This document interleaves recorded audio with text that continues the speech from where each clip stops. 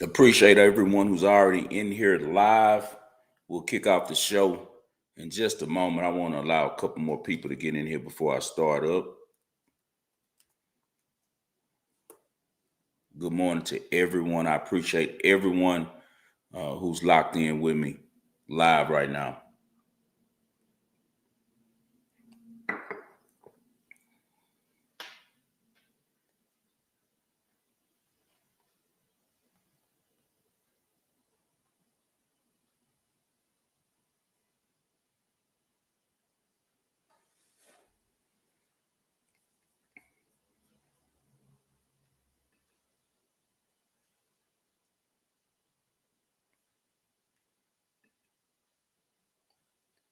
What up, AJ? I see you, baby.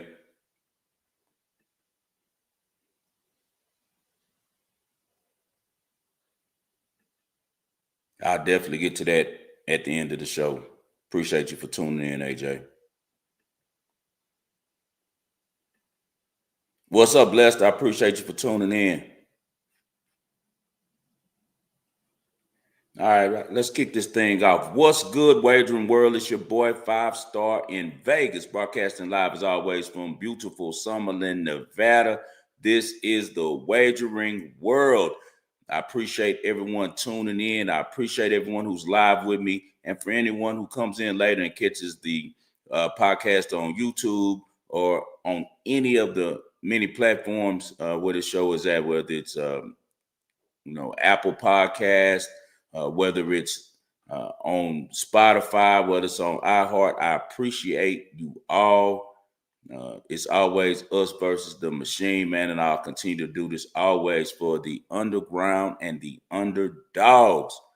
All right, no delays. Let's go on and kick this show off. I got a couple things that I need to do around the house. I'm busy unpacking, and we've been in a new house, my wife and I, for about maybe a month and a half now, and it's still boxes and bags everywhere. Yesterday, I went to Home Depot and invested in a brand new drill, and so now I'm starting to put things together, and I want to get back to that in a moment. But I had to stop in with you guys, keep things going, make sure that I'm here for you guys on Wednesdays. As always, I want to make sure that you always see me on Monday and Wednesday with the Wagering World. This is my baby. This is my pride and joy. This is my opportunity to share knowledge with you guys, to kick it with you, to do my pro bono work, man, and give back and help everyone become better bettors. That's what it's all about here on the Wagering World, man. And once again, I appreciate everyone who rocks with 5-Star in Vegas. Let's get right to the show. Y'all hit that like button if you're rocking with 5-Star in Vegas and you're rocking with the Wagering World.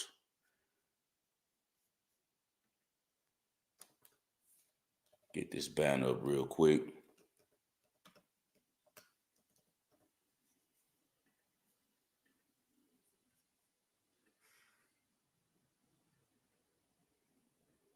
All right, let's get right into the past. We had a very successful ball and parlay as we cashed both of the tennis plays that I gave out, and they were fairly easy. A couple guys reached out to me in DMs and on YouTube about Carol Mahova. Her line actually changed to plus 103 right before the match. We got it at minus 140, and then I doubled down again when it went to even money. Simply for the fact is what we saw. She's just too consistent for Koshuk. Koshuk is not a player who's going to be able to dial up her levels and be able to defeat a player, in my opinion, who's just as solid as Mahova is. I think the line changed because maybe word got out of the camp that Mahova was a little injured. As we see, she's upset last night by Magdalene Frisch, who she should have smacked. She was up like 4-1 on her in the first set and ended up blowing the match last night. So that was disheartening for me because I had her on a parlay and I had her for the first set on a parlay and she blew it. But she does cash for us on Monday night and she defeats Koshuk in 3. I'm glad that everyone was able to cash that one with me. Some guys reached out into the DM and said that they appreciated it, and I appreciate helping you guys. That's what I love to do. That's what this show is all about. Also, we were able to cash the first set on Kirstea over Ostapenko. It wasn't even close. She 6 loved her, so that was a layup at -180. So I really enjoyed that, and I'm glad that we were able to go 2-0 on my plays. We also had Skeet throw in the Chiefs money line. I played it, but I didn't give it out as on the Ball and Parlay just because I knew this was going to be a really funky game, man. I knew it. The line was telling you that it was going to be a funky game. Jacksonville continues to surprise people in the NFL. Liam Cohen is a much better coach than people realize. I anticipated coming into the year that he would do a much better job than people expected, and he has. I think this guy's going to be around in Jacksonville for a while. He's getting the best out of Trevor Lawrence. Trevor Lawrence is looking a lot more confident than he has in the past, playing to his strengths, allowing him to use his athleticism and also his arm strength, man. And most of all, something that we said on the prior show that you can never factor into a handicap is turnovers, man. But now maybe we need to start factoring it in when it comes to Jacksonville, because Jacksonville continues to get big turnovers when they count the most. Just a complete change of everything. And it's crazy because I almost bet Patrick Mahomes to go under a half on interceptions, and I did not. And right now, I'm really glad that I didn't. My boy says 5-star the handyman. Yes, sir, Hank. Hey, man, you know how it is, man. You got to show your wife that you can kind of get some things done around the house. You know, we have to do that, man.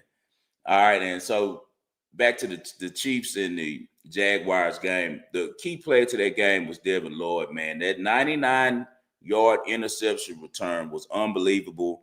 A lot of people are ticked a little bit with Mahomes because people are saying he could have caught him and ran him down and maybe made a play on him. Maybe he was afraid of injuring himself if he would have had to go all out and die for him or something like that. But this kid, Devin Lloyd, man, he has to be right up there as the defensive player of the year this year with the way he's playing for Jacksonville, man. He's been outstanding.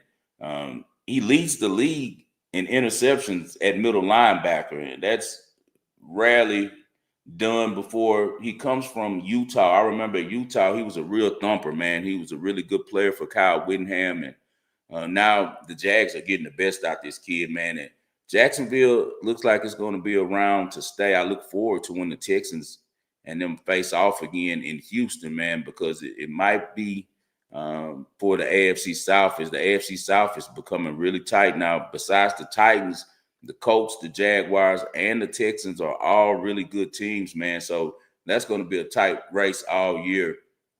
As far as the Chiefs, even though they lost 2, now they're 2-3, I went and took them again to go to win the AFC. I like that their offense is somewhat back in stride, as you see the connection that Patrick Mahomes is getting with Tyquan Thornton. I played Thornton over 15.5 yards. He cashed it on the first pass he caught. So hopefully the books don't catch up on that one too quick. I think that as the year goes ahead, Thornton is going to be a big part of this Kansas City offense, just simply for the fact that when Xavier Worthy is playing, now he can have less attention on him.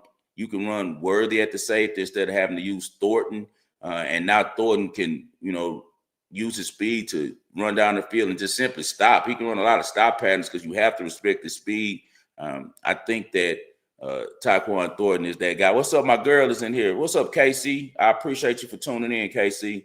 Yeah, Thornton every week. Yeah, you know that. We're going to run with Thornton every week. She also says that he has better hands than Worthy, too. He has great hands, man. He was a big-time player at Baylor, and I'm glad that he's away from the Patriots now and somewhere with a quarterback that can actually highlight his talents, man. He's a real burner, tall, lanky kid with a lot of range, man, and I think that he's going to do well for us moving forward on props this season. So we'll be playing that. The biggest take I got from this game was, people always talk about, is the NFL fixed? Is it scripted? I don't think the NFL is fixed. I talk a lot and play about it, saying that they're accompanying me in and stuff. I think it's a lot of shady stuff that goes on, but I think the NFL was the first reality show on TV. So what I mean by that is I worked in production and dealt with that stuff when I was dealing with Riff Raff and stuff back in Houston, and he was doing reality show for G's and Gents, and also they attempted to shoot a reality show on the rim shop that I used to have with my homeboy Big Ass. Shout out to my homie Big Ass. They're still going hard out there with 713 Motoring.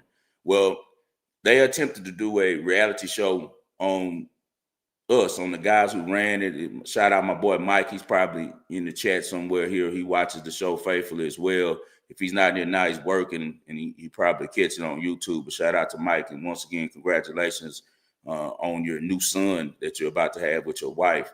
And tell your wife I said hello as well. Well, they did a show about us, and the main thing that I learned from shooting that show and from also traveling with Riff Raff to go do G's and Gents was that behind the scenes in reality shows, they try to play a numbers game. They do things that cause what they want to happen, which means like they may put the same actors in the same situations where sooner or later they're going to have contempt for each other because they're fighting over the same thing, right? And they keep putting them in the same situations in order to create what they want to happen. And I think that's a lot what happens with the NFL, whether it's penalties, whether it's play calling. It's just like it's controlled by the orchestrators, which are the referees. And they do little small stuff that make it where teams have to do things over and over and over and over again.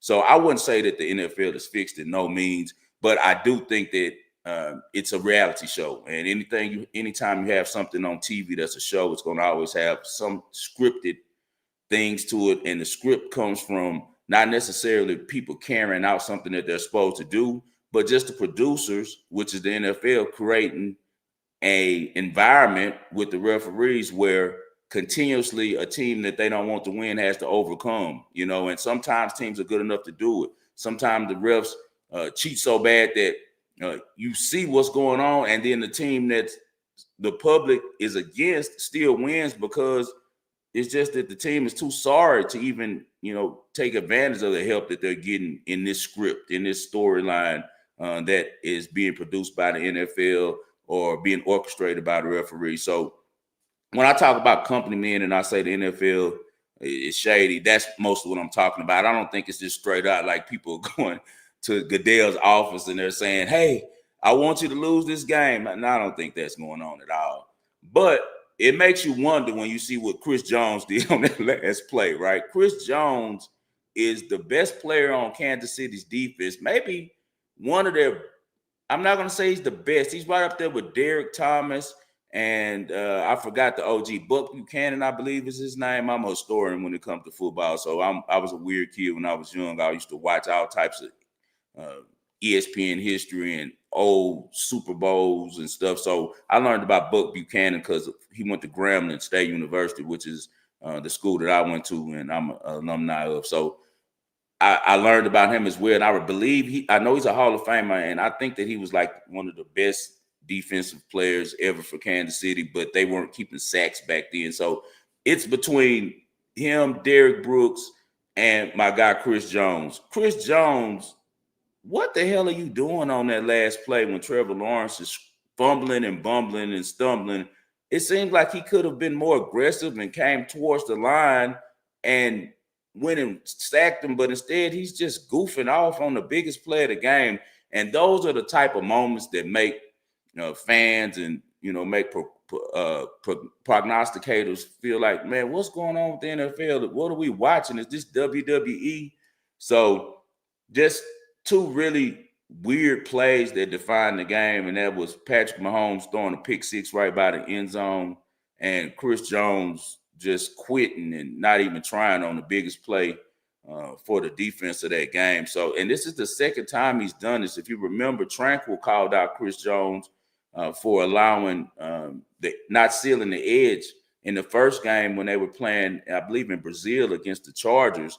And it ended up where it led to a long game-sealing run by Justin Herbert. So Chris Jones, man, he's playing like a company man this year. So when you bet in Kansas City, I think that, I think you better be careful. Hank says when he seen him fall, he assumed, nah, That's no excuse, man. That's no excuse, Hank. You have to keep playing till the whistle's over, man. Regardless if he failed or not. This isn't college. You're not down because you touched the ground, man. Like you have to complete the play, man. So I don't agree with that one at all. Jay Cash says Chiefs play around too much. The game seems too easy to Mahomes sometimes. Yeah, they're just making it sweet for us, Jay Cash. I appreciate you for tuning in. I appreciate you being a loyal member of the wagering world. I think that's what's going on with the Chiefs, or they're playing with their food, but they better be careful because they're until last year they've been used to having the Kansas City Invitational, which means every year the AFC Championship game was coming through, Kansas City. They went on the road and got it done last year. Let's see if they do it again this year. It's a lot of season left. It's still 2-3. Lot of games left to play. So they still have time to make up ground, but I think that they want to win their division again, and I think that they want to be at home in the playoffs if possible. They do get something good this week with the fact that even though they lost, the Bills lost as well. So, that's a good thing when it comes to home field advantage. But overall, just weird play by the Chiefs, and honestly, the Jags are an impressive team. They play really well, and they deserve some of their flowers for what they're doing over there. We'll see if it can last the entire season. I don't know why Eli Manning made the comment that he made that Travis Hunter never practiced on offense. That was weird. But besides that, solid game, very entertaining game. Once again, the NFL gets it done in prime time, and the books get it done in prime time as they get the perfect outcome with the Jags winning that game outright. And I'm sure that cleaned up a lot of money line parlays and teasers and things like that were hanging over from the weekend. So that's what happened on that one. All right, man, that one of my favorite segments to do that I do every so often is kick the damn extra point. If you're new to the show, what kick the damn extra point is, it's a moment where we talk about some horrible coaching decisions by particular coaches. We usually highlight one coach that just did something really dumb during the week. And then from there, we just kind of discuss what they're doing wrong. It became kick the damn extra point because I don't know if you guys remember when the 2-point conversion was first introduced to NFL, because for the longest it was only a college thing. A lot of the NFL coaches started going for 2 in unnecessary spots. And with me being a guy who bets sports, it's some games that I came up short strictly because the cover wasn't met, because these coaches were just unnecessarily going for 2 points. So that's where the whole term kick the damn extra point came from. I actually have merch and stuff for it that I'm going to throw up on the website pretty soon. It was designed last year. I just haven't took the time to throw those new items up. I'll start rocking a couple of caps and hoodies that I have with kick the damn extra point on it. But this is strictly about calling out these coaches and what they're doing. And I got to give the kick the damn extra point award to Johnathan Gannon. Right now, this subject is the subject on X, and everyone has their different opinions about this situation, man. And my opinion on this situation is that Johnathan Gannon is really lucky that he even still has a job, man. Like, a team is always a reflection of their head coach. He showed, I know that, everyone lost money on Amari DeMarcado doing that silly stuff, the same stuff that Adonai Mitchell did the week before, and we've seen a lot of players do before, where they get to the goal line, they're celebrating too early. I don't know if they're too happy or whatever, but they dropped the ball. I would tell every coach in the NFL and college football and high school, teach your players to always hand the ball to the referee. If you teach them that, then you'll never have this problem. All you have to do is tell every player, if you don't hand the ball to the referee after you score a touchdown, I'm pulling you out the game. You won't be playing next week. And I guarantee you all of the players will make the adjustment, and they won't be doing this stuff that they're doing with dropping the ball. It did look like DeMarcado, I think is how you say it. Apologies. that he did get over the goal line, but you know how it is when it's up to the referees now, then anything goes, and they call it back and they say that you know he didn't cross the goal line, and it starts an avalanche of bad things going wrong for the Arizona Cardinals, and somehow they lose that game. But my issue with that is people are trying to take up for Johnathan Gannon, different opinions from different pros. You have guys like TJ Houshmandzadeh, who's more on my side of things, that's saying you never touch a player. I don't care what happened. If a man touches you, that means it's time to fight, right? So I feel that way. Then you got guys like Dez Bryant, who's, you know, saying that it's okay. But, I mean, Dez Bryant comes from an abusive background growing up, so maybe he's used to that.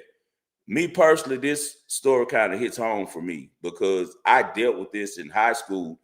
I played on a team with a bunch of my buddies who are still my friends now. We started out in sixth grade together, and at the time when we were in sixth grade, the varsity high school team won state at the school I went to. And so we were like next up. Everyone was looking forward to our team becoming the next great team in that high school because in seventh grade, eighth grade, we were undefeated. I want to say ninth grade, we might have lost one game. Junior varsity, we were undefeated. So it was really high hopes for our team. So by the time that we all made it to varsity our junior year, everyone was like, they're the next state championship team from the school. And we had an incident, kind of like what happened with this situation. Well, a good friend of mine, CJ, shout out to CJ. He might be in the chat. That's my boy forever. Love you, Cardell. That's my boy. He had a argument or disagreement with one of the coaches, and the coaches picked him up and slammed him.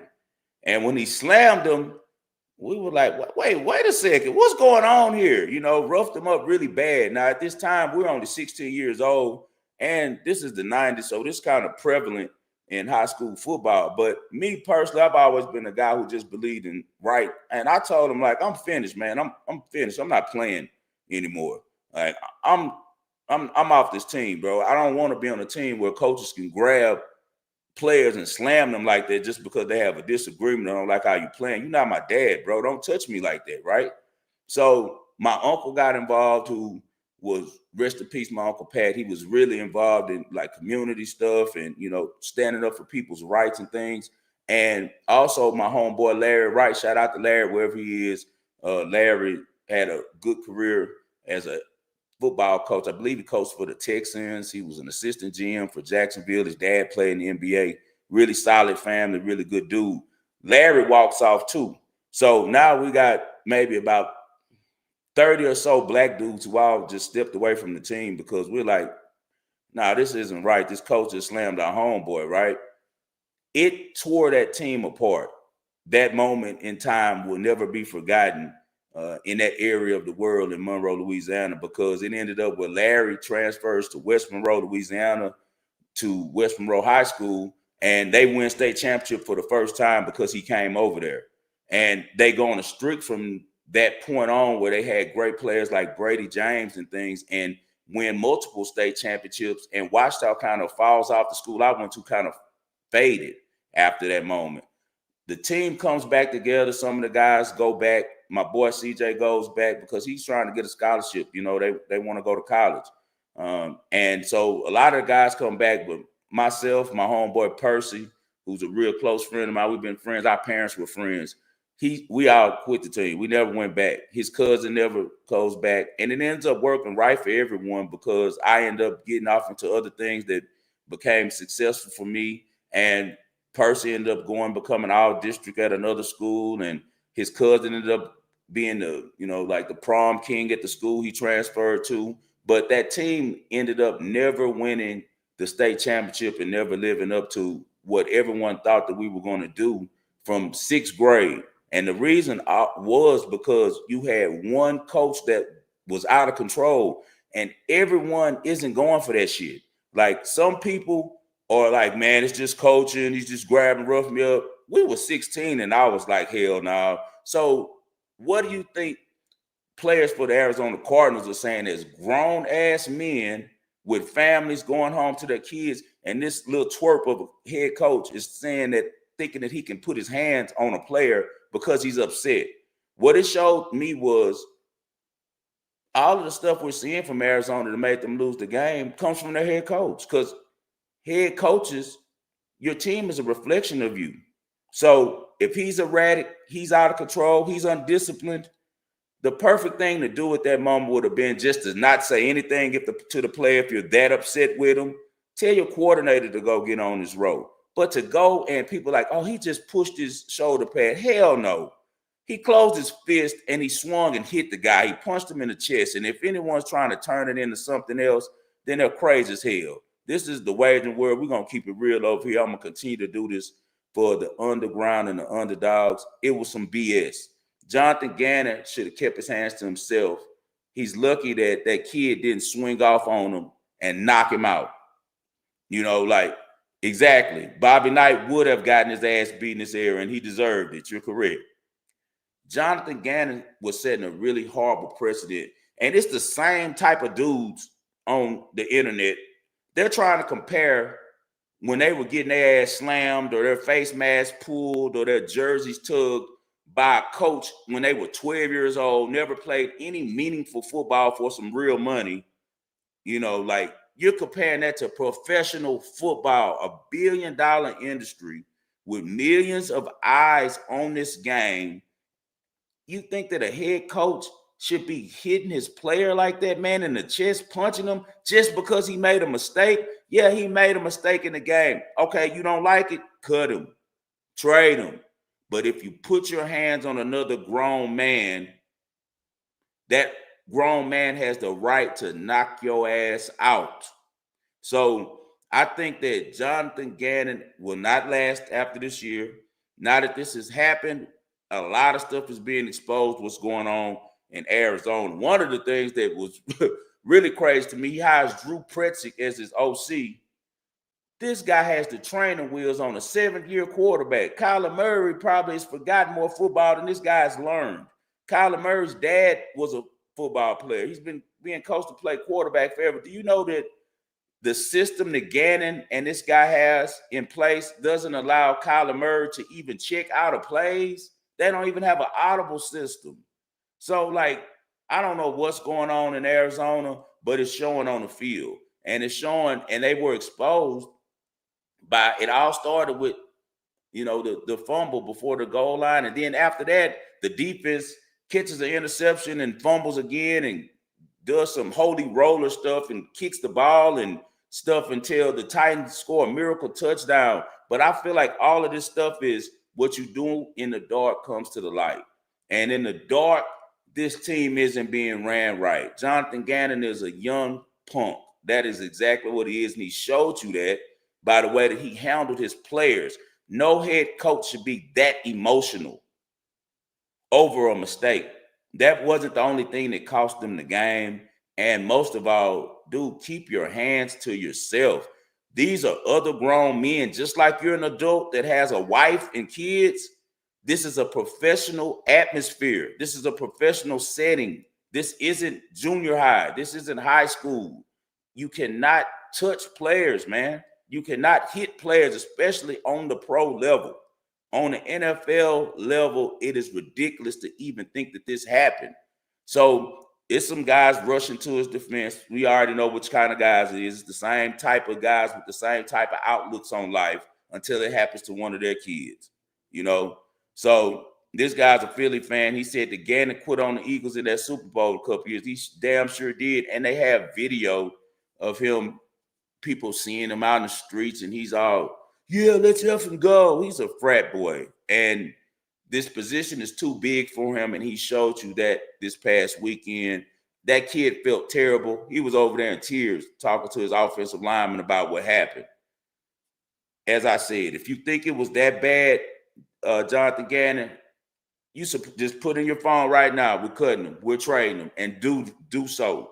But to go over there and talk to this kid and hit him with a closed fist to the chest is absolutely ridiculous. And so Johnathan Gannon, kick the damn extra point. You are an idiot, and you don't deserve to lead men with the way that you carry yourself. That's not showing fire. that's showing that you have no control of your emotions. And I think the Cardinals can do much better at the head coach position. And I wish you had done that to someone who would have teed off on your ass. All right, man. Let's go on and get back to the show.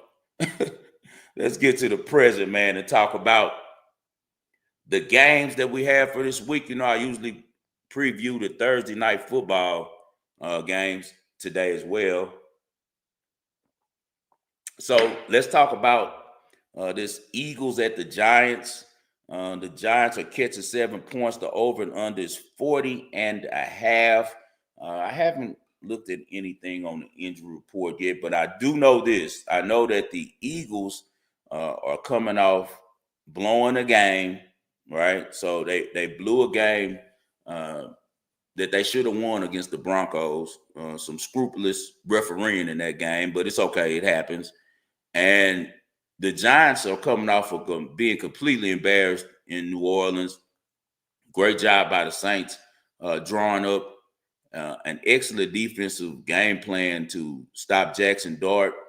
We have to remember that the Giants are starting 2 rookies in the backfield. So you have to always take what they do with a grain of salt. When you got young players like that, you're going to have high highs and low lows.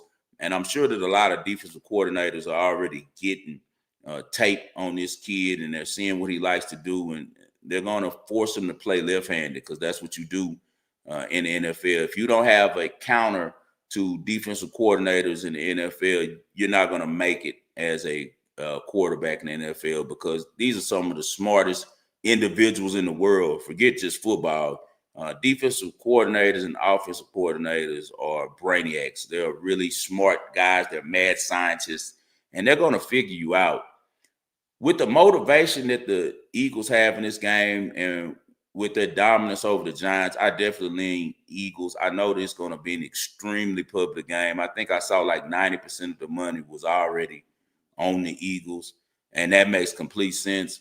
But with the style that both of these teams play, I think the best way to approach this game would be a teaser, and I rarely do teasers, but on this one, I can see a teaser is the most effective way to get to the window. I'd probably tease down the Eagles to 1, and then I'd tease up the total to 47.5 and play the under. So my play on this game would definitely be a 2-leg tease. I think it plays -130, -140, -150, depending what book you're playing on.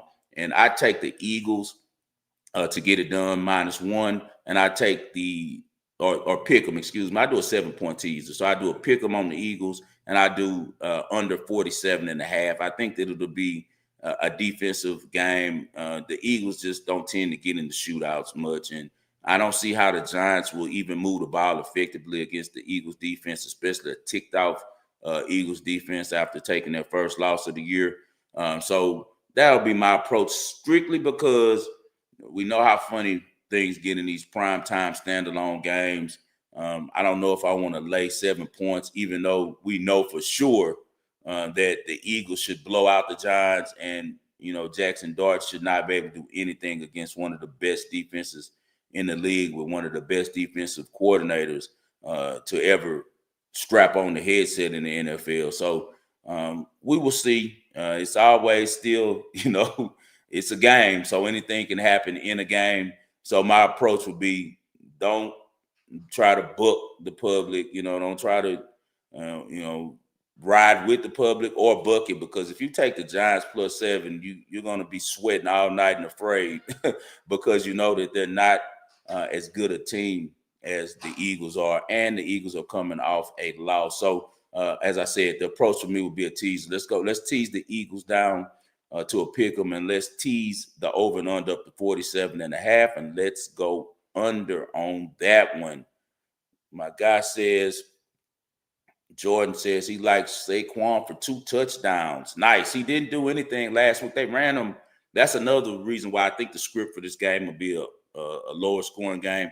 As you said, they didn't really run Saquon Barkley, and I know that the Philadelphia media was talking about that a lot. So I know that Sirianni will probably really be focused on getting the ball to Saquon this game. So I could definitely see that play, Jordan. All right, let's get to the next game. Some Wednesday night football back is starting tonight. Actually, the first time during the season we got a double header, so I look forward to that. Soon we'll have MAC football as well on Tuesdays and Wednesdays. So I'm really good with the MAC league. I know all the head coaches. I know their styles. I know how they like to recruit. So I really enjoy the MAC.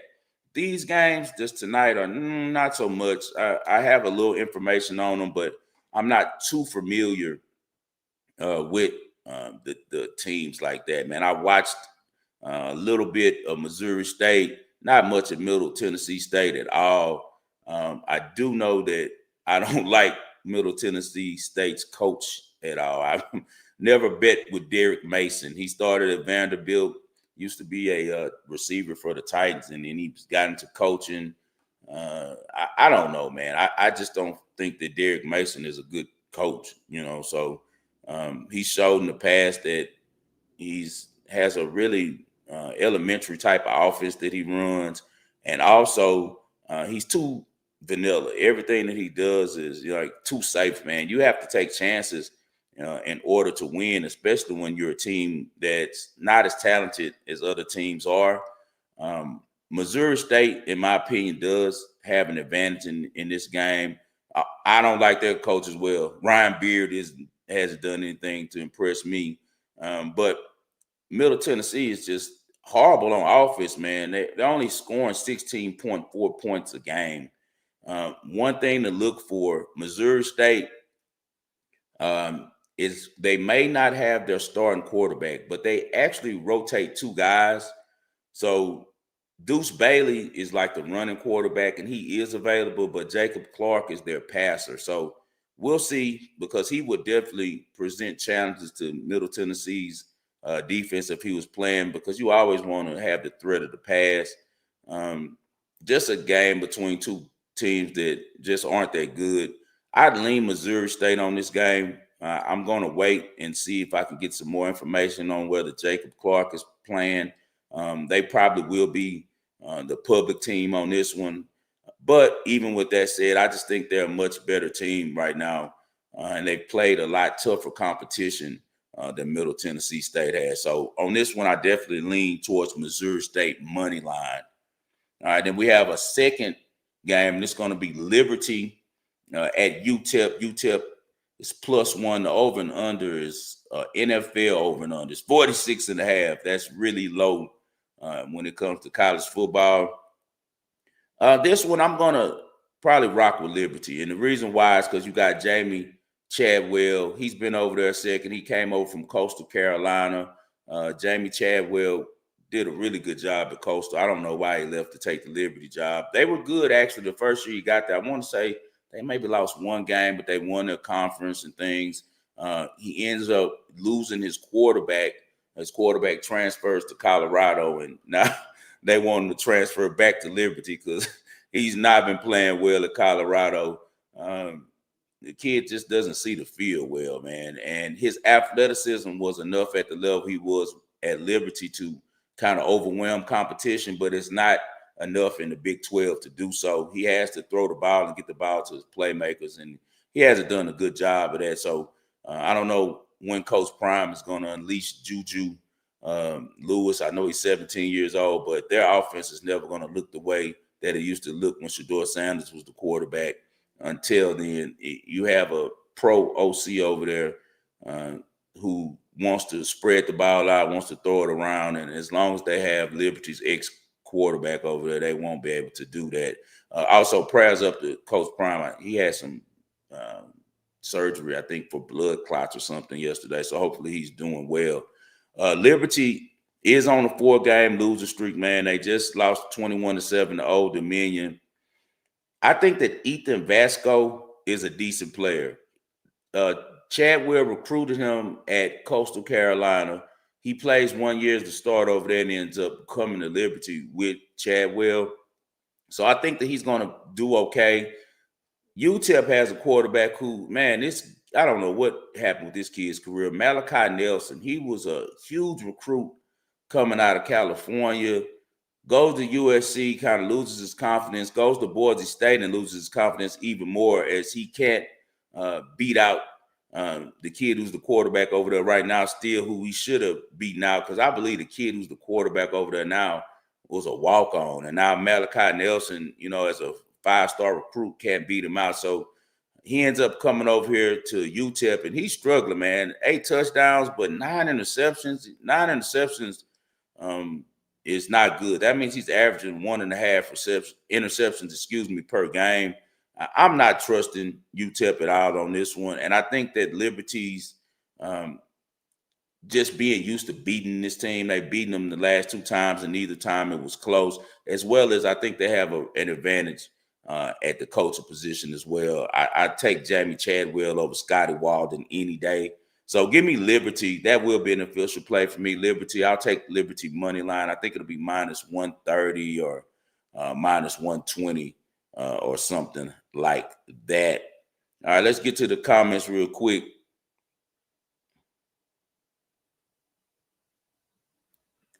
All right, AJ. He says that he just left his 9-5. He asked me earlier a question about being a professional sports bettor. How does he get off the clock and do this full time? Well, the first thing is money always makes money, AJ. So you have to have a bankroll put up if you're going to venture off into doing this full time. Like you can't start with $100, so you have to have a bankroll, and a bankroll that's grown enough where at least when you make a 10% bet, you want to be where, you can go at least, I'd say $100. That's a good start. The thing that my secret to it is this: you want to limit your plays, and when you find the right plays, you have to have enough trust in your system or your information in order to unload. You have to take advantage of those spots, because going back and forth with the books all week, you're not going to win. Like, even the best bettors like myself, I'm one of the best in the world, and I'm at 60%. So do the math on that. That's not a lot of margin of money you're putting in your pocket. It's always very imperative that a sports bettor finds spots if you're going to do it as a pro. And on those spots, that's where you make your money. You might find a spot that you could put $1,000 on for the week, and then you can go back and forth with them on your 10% bet on your $100. You bet $100 maybe on 5 different ones, and if you go 3 and 2, now you made $1,100. But the key to it is always being very, very mindful of your bankroll, but also not being afraid to unload when you have spots that are right.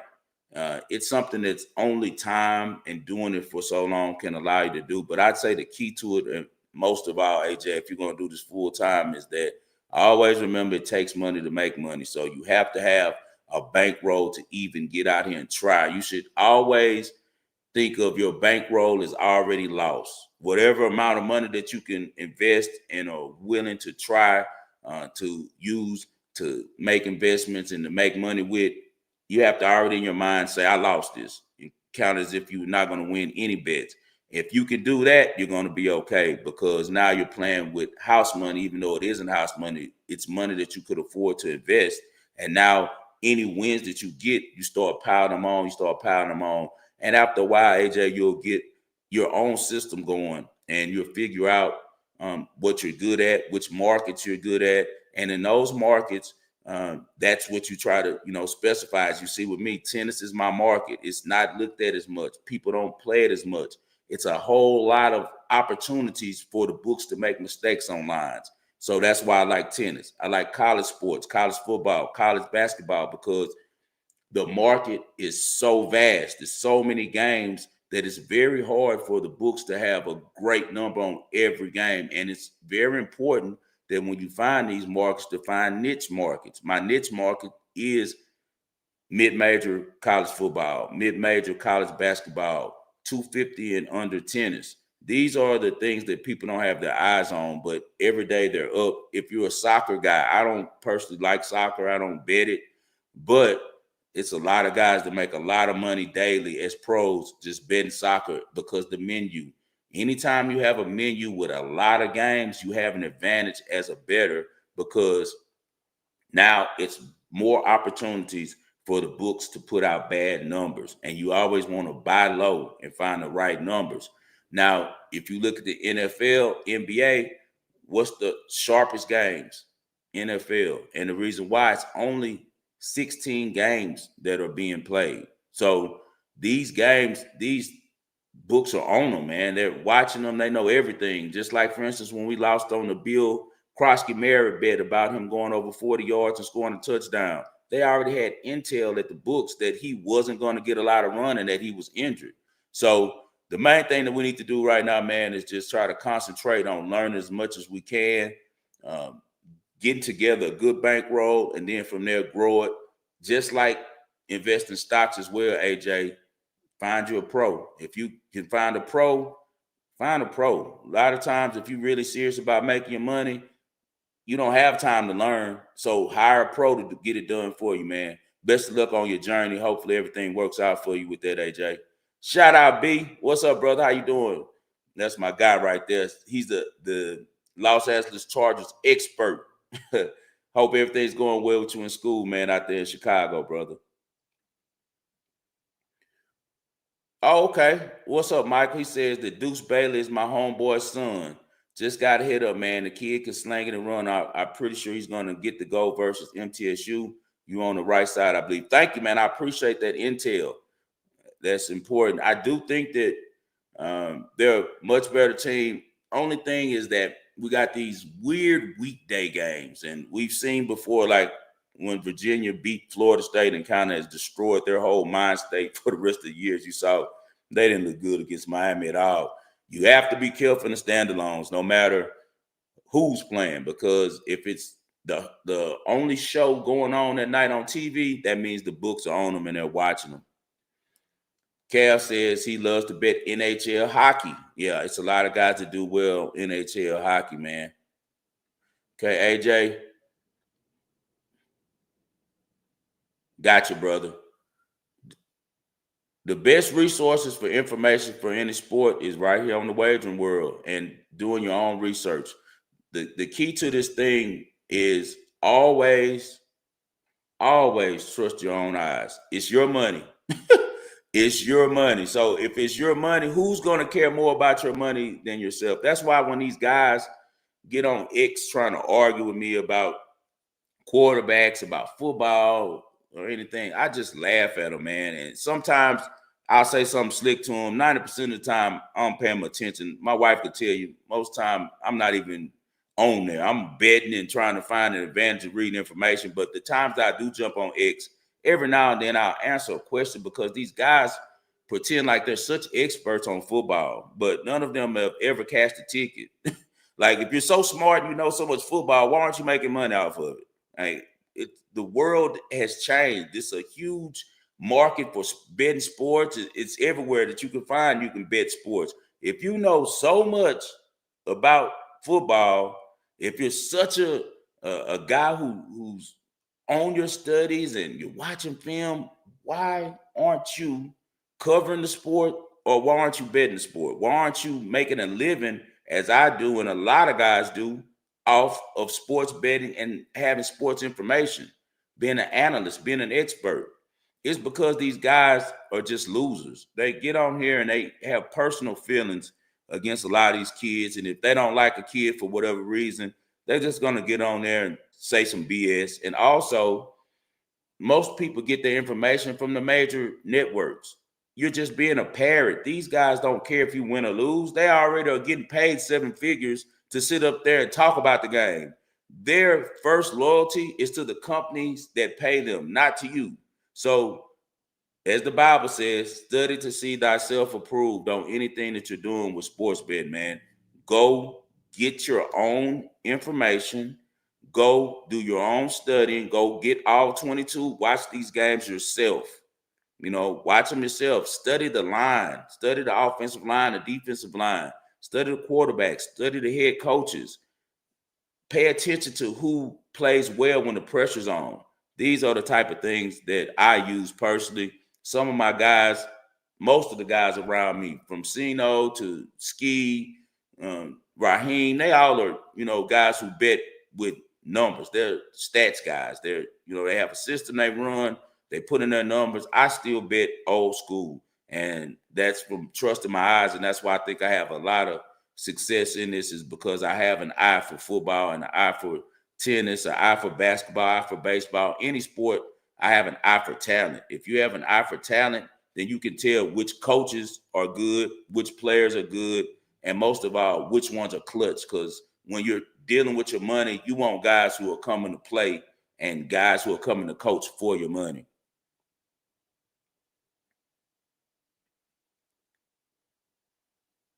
Oh man, that's my boy. Shout out to Dame, man. That's still my homie, bro. He's doing his thing. I'm doing mine. That's how I go. We started out betting together. It's always love for S Fly, man. That's my boy. Shout out to Dame, man. I'll definitely keep that in mind. I'll text him and tell him that you asked for him to come on here, and we'll figure out if we can put something together, man. We used to be together all the time, man, but Dame travels a lot now, and I've refocused everything into not doing so many shows. That's why I stopped doing ESPN 97.5. I got to spend some time with my kids, man. My kids are getting to age. My oldest son in the house is 12. His older brother is a grown man in Houston, and I'm helping him do some promotions and marketing in Houston and stuff. So I got to concentrate on my kids, man. I can't give all my time to this because it takes all my time up anyway with just me having my group prepared to win and having my own bets ready to win, man. Everything that I do in my life comes from me being able to consult people and tell them the right sides to bet on these games. And that takes a lot of work, man. It's a whole bunch of film study I do. My face is always in front of a screen watching some form of a market that I'm betting, man. So I have to make some time for my kids. So I had to let go of doing Dame's podcast. I had to let go of ESPN 97.5 and a lot of my appearances. The only thing I'm going to do this year and moving forward is J Money and Ski, just because them are my little homies. So, those are my boys. We real tight. We're personally good friends. So that's why I do that. Dame is a good friend of mine as well, but we're both bosses. And two bosses, you know how that goes. So he's a boss of his thing. I'm a boss of mine. It's better that we just stay homeboys because I can't move on his time. He can't move on mine. And my time is very precious to me, man. And as T Slick said, God and family first always. I always preach that on the wagering world because we're nothing without the people who brought us here, without the foundation that we've been given. So a lot of people in the world nowadays want you to forget that. They want you to forget where you came from. They want you to forget what you've overcame. They want to forget what you deal with every day. They have no care for that. Everything they want to turn to, oh, you're being a victim, it's an excuse. No, I'm just telling you my story, but as a man, I'm dealing with it as well. But I refuse to ever turn my back on the underground. I always represent for those who are underrepresented in the media and underrepresented in the world, period, bro. That's where I came from, and I got love for everyone. I'm always shoot it from the hip and tell the truth and tell you about how I feel, not a racist bone in my body. I love everyone, but it's very important that in the world that we live in now that I speak up for young black men as well, because I have sons and I have lived and walked in the shoes of being a young black man in America. And if you haven't done it, you don't understand it. I appreciate you, Cal. All right, man, let's go on and get to what everyone came for. You already know what that is, man. We got to get to the Ball Parlay, man. It's about that time. Let's get in there and get us some plays. I like that tennis. So we're going to roll tonight with my girl, Katerina Sinakova. She's playing the young girl, Eva Jovic. Eva Jovic beat me last night. I gave it out as a group play. I thought that the young Spanish girl that she was playing, Buzas Monero, would get her, but she didn't. Jovic is starting to really play good tennis. Her serve is becoming very strong. Only 17 years old. Just a really good player. Young American, already has 1,000 tournament win this season in Guadalajara. So she's on the up. She's a stock that's rising. But I think that she ran into the wrong vet in Siniakova. I think Siniakova is playing really good tennis. She just won a tournament as well. I think it was a 500 or a 250. But she's just a solid player. She used to be the number one ranked doubles player in the world. And now she's getting a lot better at singles, but she's just an old, wily vet. I don't think that Jovic will have enough in order to take her out. So give me Senakova. I got it at minus 140. It's at minus 150 now. They will be playing in Wuhan tonight. And also, I'll throw in as well, I think the Liberty gets it done on the road against UTEP. And I also lean very strongly towards Missouri State. It's not an official play yet. Let's wait and see what they say about Jacob Clark. But we did get the backing from a guy who says he knows Deuce Bailey's family and says that the kid can play. I've heard a lot of good things about him as well.